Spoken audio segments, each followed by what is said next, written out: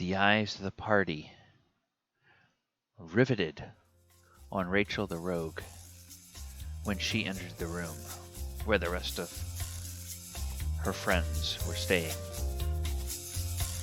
"All right," she said. "He's in there. It's time." Then they all turned and looked at Wally the Wizard. Wally nodded. Out of a pouch he withdrew a finely crafted glass eye, placed it on his table in front of him. And then he pulled out from another pouch a very finely crafted, delicate brass horn. Placed that down. He began to wave his hand slowly over the two items. And he pronounced words of power as he worked. He closed his eyes, and then a smile crossed his face. A few minutes later, he opened his eyes and looked at his friends again. And he said, "I've got it. He's putting 1,000 gold on Black Beauty in the third race tomorrow." Ladies and gentlemen, welcome to Arcane Wednesday. I am your host, DM Gallibond, and this is Arcane Wednesday for September 9th, 2020. And what you have just heard is an example of how your party might use Clairvoyance in a campaign. Although, you could have that kind of campaign where your party is kind of using spells to gain an unfair advantage in, like betting on horse races or something of that nature. Hey, it's D&D. You can do what you want with your spells, right? But what we're going to do here today is we are going to take a look at Clairvoyance, look at its history through the various editions of D&D, and we are going to see how the spell has changed. And this one has kind of an interesting history. We are going to start, as we usually do, by looking at Clairvoyance in 5th edition. And Clairvoyance is an unusual spell in how long it takes to cast. Now, normally ritual spells take 10 minutes to cast, and you can usually cast them either as rituals or as non-rituals. But this is one of the few spells that always requires 10 minutes to cast, whether you're casting it as a ritual or not. In fact, it doesn't even have the ritual tag, so you always have to spend the spell slot for it, and it takes you 10 minutes of casting. It's got a range of 1 mile, verbal somatic material components, and after you spend 10 minutes casting it, the duration of the spell is only 10 minutes. It's divination, and it creates an invisible detector that will allow the caster to either see or hear, depending on which material component or components the caster has. If they have that glass eye, they can use that glass eye to see through the sensor. If they have that brass horn, they can use that horn to hear through the sensor. And it takes an action to switch between seeing or hearing. You can't do both at the same time. And the sensor is invisible, but it can be detected by, something like see invisibility or true seeing or something of that nature. And the range of the spell is 1 mile. And the target of the spell is any area that the caster knows or a place that they are familiar with that they don't know. So, for example, if you were in the corridor and there was a door there and you wanted to see what's on the other side of the door, you could take 10 minutes to cast the spell and put the sensor on the other side of the door and see what's in the room.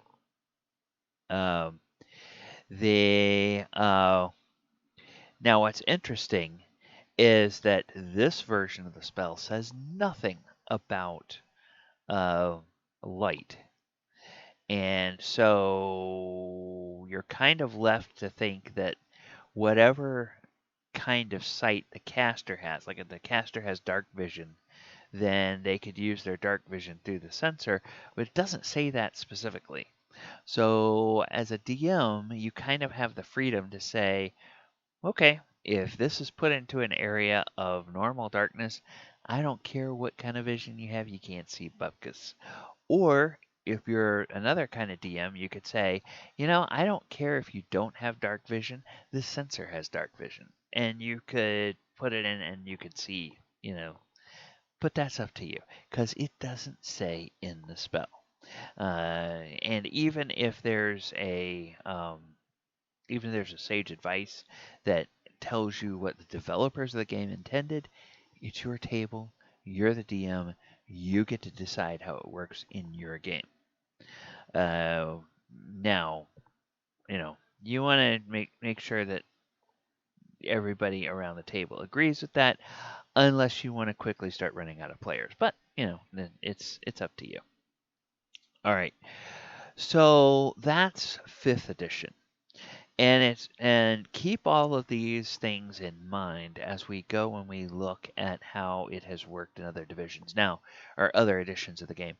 Now, Clairvoyance has been around since the beginning of the game. The original rules, the rule cyclopedia for the original rule set has Clairvoyance in it. It's a 60-foot range as opposed to a mile range. It is 12 turns, which is 120 minutes as opposed to 10 minutes. And it doesn't say anything about the casting time, so presumably it's just a normal casting time of, you cast a spell in one round, basically. And it works very differently. So with this spell, the caster can see through the eyes of a single creature in spell range. Seeing through the creature's eyes takes one full turn. For 10 minutes, after which the caster can change to another creature, even when in another direction. He does not have to cast a spell again to do so. 2 feet of rock or a thin coating of lead blocks the effects of the spell. No saving throw is allowed. So this would be something like you could cast this, and because it's not allowing any kind of saving throw, you could use this if you're hidden just outside of an enemy encampment. Maybe there's somebody that's about to go into a commander's tent or something like that. So you could cast Clairvoyance on that creature, and when they walk into the commander's tent, you could see what's in there. Now, it says here, because it is using the correct dictionary definition of clairvoyance, this is only sight. It doesn't say anything about being able to hear. So keep that in mind. You can't use it in original edition to hear anything. All you can do is see uh, through another creature's eyes.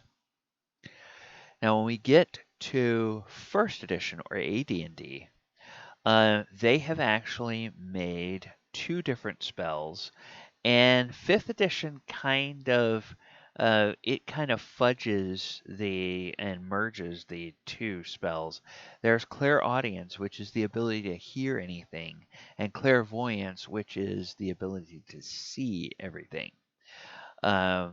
So Clairvoyance is similar to the Clairaudience spell. So we have to go and look at Clairaudience. Enables the magic user to concentrate upon some locale and hear in his or her mind what noise is within a 60-foot radius of his or her determined Clairaudience locale center. So now this is saying that the range of the sensor is 60 feet, but or it's 60 feet from the sensor. Now, what's interesting is when they talk about how far away the sensor can be. Distance is not a factor of where you put the sensor, but the locale must be known So it's a place familiar to the caster or an obvious one, such as behind a door, around the corner, in a copse of woods, etc. Only sounds which are normally detectable by the magic user can be heard by use of the spell. So this then lends credence. You use the caster's own hearing ability to hear through the sensor. It doesn't have any kind of special sound detection ability. And note that it will only function on the plane of existence which the magic user is at the time of casting. So it's an unlimited range, but it has to be unlimited range on the same plane. And material component is a small silver horn of at least 100 gold piece value, and casting the spell causes it to disappear. So that means it consumes that horn in this edition. 5e, important to note, it does not consume the material component in 5e. So clairvoyance, similar to clairaudience, you can see in his or her mind whatever is within sight from the chosen locale. Distance is not a factor, but again, the locale must be known, familiar, or obvious. Furthermore, light is a factor, whether or not the spellcaster has the ability to see in the infrared or ultraviolet spectrums. If the area is dark, only a 10-foot radius from the center of the locale spell's area of effect can be clairvoyed. Otherwise, the seeing extends to normal vision range. Metal sheeting or magic protections will foil a clairvoyant spell, and the spell functions only on the plane where the caster is located at the time they cast the spell. And also, it's important to note that just like 5th edition, the original and the 1st edition are 3rd level spells. In 2nd edition, it's also a 2nd level spell, and there's also a clairaudience. And basically, everything is pretty much the same in 2nd edition as it is in 1st edition. The only thing is that they clarify a little bit by saying that it creates an invisible sensor similar to that created by a crystal ball spell that can be dispelled. So in the 2nd edition spell, if the if they can detect the sensor, they can dispel it. Now, presumably in 5th edition, if they can detect the sensor, they can use Dispel Magic on it. And because it's a 3rd level spell, Dispel Magic will dispel that sensor. And now the interesting thing is the uh, um, material component. Okay, so we said in 5th edition, a material component for clairvoyance is a glass eye that's worth at least 100 gold pieces. But the material component for clairvoyance in 1st edition and 2nd edition is a pinch of powdered pineal gland from a human or humanoid creature. So that makes it a little bit a little bit darker, maybe. All right, now uh, in 3rd edition, clairaudience and clairvoyance become a single spell. That's called clairaudience / clairvoyance. The casting time is 10 minutes. The range is 400 feet plus 40 feet per level. So now the range is significantly shorter than the uh, uh, first and second edition, but it's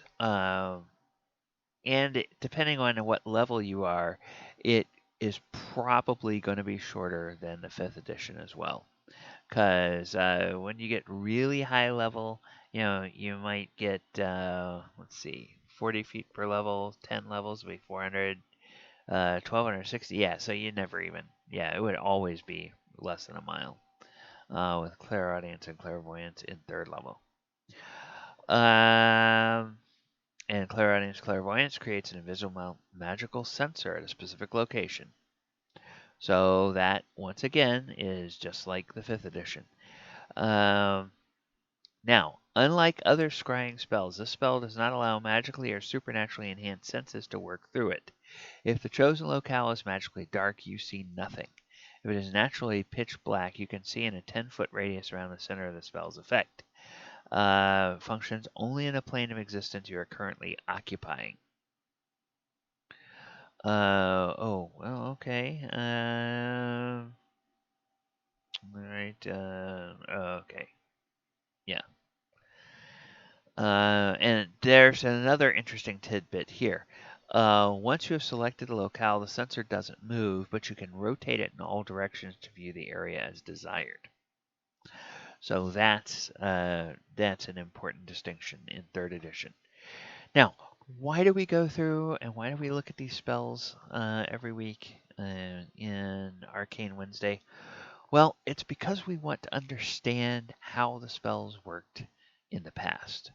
And by understanding how the spells worked previously, we can better understand how we can interpret if players ask us or say they want to do something with the spell and it falls into one of those cracks and there's not a sage advice on it and everybody who has an opinion on it has a conflicting opinion.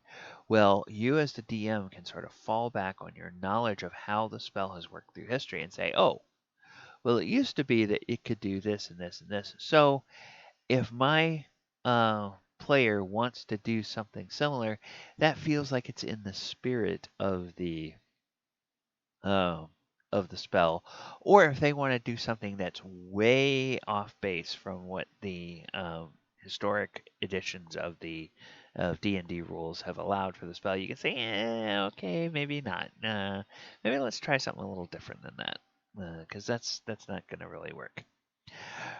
So that is our discussion of clairvoyance. And the other thing I want to say in 5th edition is that not only can wizards use it and sorcerers, but also bards and clerics and warlocks of the Great Old One patron.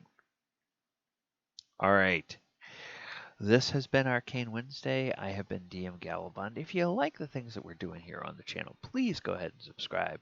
Please like the video, share the video, click the notification bell so that every time a new video drops, you can get notified about it too. All right, everyone. Thank you very much. Good night. And we'll talk to you next week.